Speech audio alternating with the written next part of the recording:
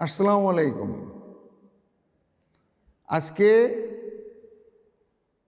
তোমাদের সঙ্গে ডিসকাস করব যে একটা লোক মৃত্যুবরণ করলে আমরা কিভাবে বুঝব যে এ মারা গেছে, অর্থাৎ কি ইনভেস্টিগেশন আমরা করব, যে ইনভেস্টিগেশন করলে আমরা বুঝতে পারবো এই লোকটা মারা গেছে।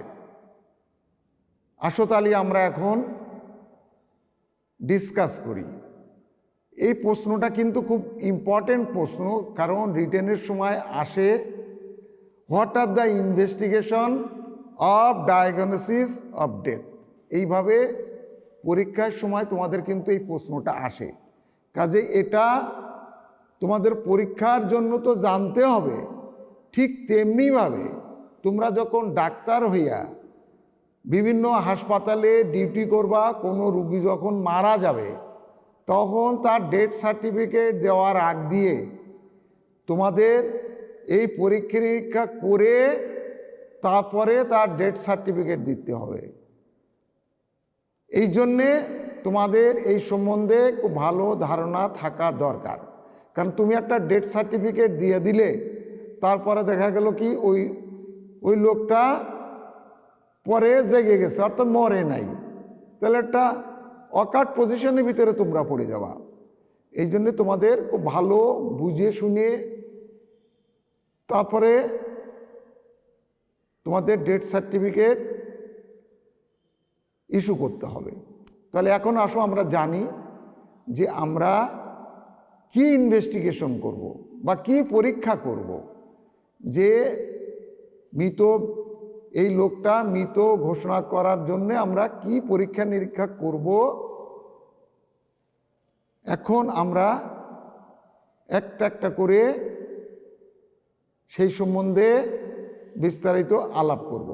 তাহলে আমাদের মূলত তিনটা সিস্টেমের উপরে ইনভেস্টিগেশন করতে হবে। একটা হচ্ছে cardiovascular system, number 2 respiratory system, number 3 central nervous system. এই তিনটা সিস্টেম ভালোভাবে পরীক্ষা করে নিয়ে তারপরে আমরা ঘোষণা করব সে মারা গেছে। তাহলে আসো আমরা এখন কার্ডিওভাস্কুলার সিস্টেমে কি কি জিনিস আমরা দেখব বা কি পরীক্ষা নিরীক্ষা করব। আমরা এখানে পালস পরীক্ষা করতে, পালস এখানে কি অবস্থায় থাকবে, pulse not palpable, heart sound not audible, blood pressure not recorded, ECG flat and isoelectric. তাহলে এগুলো দেখলাম, এবং এছাড়া আরও কয়েকটা টেস্ট আছে। একটা টেস্টের নাম আছে হিট টেস্ট। হিট টেস্টটা কি? Application of heat over the skin producing blister indicating presence of circulation. অর্থাৎ একটা মানুষ যদি জীবিত থাকে তার শরীরে যদি হিট দেওয়া হয় তাহলে ব্লিস্টার ফর্মেশন হবে। এই ব্লিস্টার ফর্মেশনে ইন্ডিকেট করে সার্কুলেশন চালু আছে, অর্থাৎ ওই লোকটা জীবিত আছে। তাহলে এর উল্টা যদি হয় তাহলে সেটা ডেথ। আরেকটা টেস্ট হচ্ছে কাট টেস্ট। কাট টেস্টে কি করা হয়? Sectioning of the radial artery shows jerky bleeding indicating presence of circulation. অর্থাৎ তুমি রেডিয়াল আর্টারিকে তুমি যদি কেটে ফেলো তাহলে যদি লোকটা জীবিত থাকে তাহলে ফিনকি দিয়ে রক্ত বের হয়ে আসবে, আর যদি মরে যায় এর উল্টাটা হবে।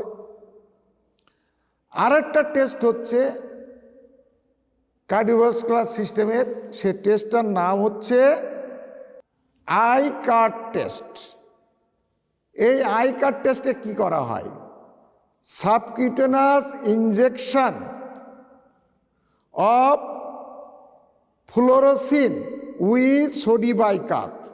সোডিবাইকার্ব এবং ফ্লোরোসিন যদি সাবকিউটেনাসলি ইনজেকশন দেওয়া হয় তাহলে producing greenish yellow discoloration on the injection site indicating presence of circulation. যদি তুমি এই ইনজেকশন দেওয়ার পর যে জায়গায় ইনজেকশন দেওয়া হয়েছে সাবকিউটেনাসলি ওই জায়গায় যদি কালারটা গ্রিনিশ ইয়েলো ডিসকালারেশন হয় তাহলে বুঝতে হবে ওই লোকটার সার্কুলেশন চালু আছে, অর্থাৎ ওই লোকটা এখনো জীবিত। আর যদি এর উল্টাটা হয় তাহলে বুঝতে হবে ওই লোকটা মারা গেছে। তাহলে এই কতগুলি টেস্টের মাধ্যমে আমরা বুঝতে পারবো কার্ডিওভাস্কুলার সিস্টেম তার চালু আছে কি নাই। এরপরে আমরা টেস্ট করব রেসপিরেটরি সিস্টেম। রেসপিরেটরি সিস্টেমে এখানে কি পাওয়া যাবে? আমরা যদি একটা লোকের বুকের দিকে তাকাই তাহলে অর্থাৎ ইনস্পেকশন করি তাহলে নো ভিজিবল রেসপিরেটরি মুভমেন্ট, এখানে কোনো রেসপিরেটরি মুভমেন্ট পরিলক্ষিত হবে না। যদি প্যালপেশন করি, হাত দিয়ে যদি প্যালপেট করি তাহলে কোনো রেসপিরেটরি মুভমেন্ট আমরা অ্যাপ্রিসিয়েট করতে পারবো না। অসকালটেশন, স্টেথোস্কোপ দিয়ে যদি আমরা অসকাল্ট আর ব্রেথ সাউন্ড শোনার চেষ্টা করি তাহলে breath sound can not audible, অর্থাৎ ব্রেথ সাউন্ড শোনা যাবে না। এরপরে আর একটা টেস্ট আছে, সেই টেস্টের নাম হচ্ছে মিরর টেস্ট। এখন এই মিরর টেস্ট কিভাবে করতে হবে? যদি holding A mirror in front of the mouth and nostril producing opacity indicating presence of respiration, অর্থাৎ একটা লোকের নাক এবং মুখের সামনে যদি একটা আয়না ধরা হয়, সে শ্বাস প্রশ্বাস নেবে, শ্বাস প্রশ্বাস নেওয়ার জন্যে এই যে ভেপারটা এসে এই আয়নার পরে পড়ে তাহলে অপাসিটি তৈরি হবে যদি সে জীবিত থাকে। আর জীবিত যদি না থাকে এরকম কোনো অপাসিটি তৈরি হবে না। এরপরে আরও একটা টেস্ট, সেটার নাম হচ্ছে ফিদার টেস্ট। ফিদার টেস্টে কি করতে হবে? Holding a feather in front of the mouth and nostril, movement indicating presence of respiration. একটা পাখনা যদি আমরা নাক এবং মুখের সামনে ধরি, যদি ওই লোকটা জীবিত থাকে তাহলে তো শ্বাস প্রশ্বাস নিবে। তো শ্বাস প্রশ্বাস যদি চালু থাকে ওই পাখনাটা যে পালক, সেই পালকে মুভমেন্ট দেখা যাবে। আর মুভমেন্ট যদি না থাকে তাহলে বুঝতে হবে ও মরে গেছে। এরপরে আরেকটা টেস্ট করা যায়, সেই টেস্টটার নাম হচ্ছে উইংলার টেস্ট। তো এই উইংলার টেস্টে কি করা হয়? Holding a water containing vessels over the chest producing reflection spot from the surface of the water wall of the vessels indicating presence of respiration। অর্থাৎ একটা লোকের একটা পাত্রে পানি নিয়ে বুকের পরে রাখা হয়, শ্বাস প্রশ্বাসে নেওয়ার জন্য একটা ঢেউ তৈরি হবে, পানির ভিতরে একটা ঢেউ তৈরি হবে, এই ঢেউটা সেন্ট্রাল থেকে আস্তে আস্তে ওই পাত্রের কিনারার দিকে অগ্রসর হবে। খুব ভালো করে খেয়াল করলে এই ঢেউয়ের স্পট এটা দেখা যাবে। সেই স্পটটা মুভ করবে সেন্টার থেকে যে পাত্রে পানি রাখা হয়েছে সেই পাত্রের কিনারার দিকে। যদি এরকম হয় তাহলে বুঝতে হবে ওই লোকটা জীবিত আছে। আর যদি এরকম কোনো ঢেউয়ের স্পট তৈরি না হয় তাহলে বুঝতে হবে ওই লোক মারা গেছে। তাহলে আমরা দুটো সিস্টেম পরীক্ষা করলাম, একটা হচ্ছে কার্ডিওভাস্কুলার সিস্টেম আর একটা রেসপিরেটরি সিস্টেম। আর একটা সিস্টেমও পরীক্ষা করতে হবে, সেটা সেন্ট্রাল নার্ভাস সিস্টেম। তো সেন্ট্রাল নার্ভাস সিস্টেম পরীক্ষা নিরীক্ষা করে আমরা কি দেখব? নার্ভাস সিস্টেমের এখানে কি হবে? All superficial and deep reflex are lost. Loss of sensory function. Loss of sensory function তুমি কি করে বুঝবা? যদি একটা লোক জীবিত থাকে, তার যদি মনে করো হাতে যদি আমি একটা পিন ফুটাই তাহলে কি করবে? সে হাত টান মারবে। অর্থাৎ সেন্সরি ফাংশন প্রেজেন্ট আছে যদি সে জীবিত থাকে। আর হাত এই পিন ফুটালে অর্থাৎ ব্যথা দিলেও যদি হাত না টানে তাহলে বুঝতে হবে সে তার সেন্সরি ফাংশন লস হয়ে গেছে। লস অফ মোটর ফাংশন, এই যে আমি ব্যথা দিলাম, ব্যথা দেওয়ার ফলে সে যে হাতটা টান মারল, তাহলে এখানে মাংসপেশি কাজ করছে। এই মাংসপেশি কাজ করছে মানে সে হাত টান মারছে। টান মারছে, এটা মোটর অ্যাকশনের জন্য টান মারছে। আর পেনটা ফিল করছে বলে টান। তাহলে এখানে সেন্সরি মোটর দুটো ফাংশনই কিন্তু আমি এইভাবে বুঝতে পারতেছি। আর যদি আমরা ইইজি করি তাহলে এখানে রিডিংটা কীরকম পাওয়া যাবে? Flat and isoelectric. তাহলে এই কয়টা টেস্ট দেখে আমরা বুঝতে পারবো সেন্ট্রাল নার্ভাস সিস্টেমের কোনো ফাংশন চালু আছে কি নাই। যদি চালু থাকে তাহলে জীবিত, আর চালু যদি না থাকে সে মৃত। একটা লোক যে মারা গেছে তার শিওরেস্ট সাইন কি? যে সাইন দেখলে আর কোনো অনিশ্চয়তা থাকবে না তার মৃত্যুর ব্যাপারে, সেটা নাম্বার ওয়ান ডিকম্পোজিশন, অর্থাৎ বডি যদি পচে যায়। 2 নম্বর যদি স্যাপনিফিকেশন হয়। 3 নম্বর যদি মামিফিকেশন হয়। তাহলে ডিকম্পোজিশন, স্যাপনিফিকেশন আর মামিফিকেশন যদি পাওয়া যায় তাহলে বুঝতে হবে ওই লোকটা অবশ্যই মারা গেছে। সর্বশেষে তোমাদের সঙ্গে আলাপ করব কি কি ক্রাইটেরিয়ার উপরে বেসিস করে আমরা একটা ডেথ সার্টিফিকেট ইস্যু করব।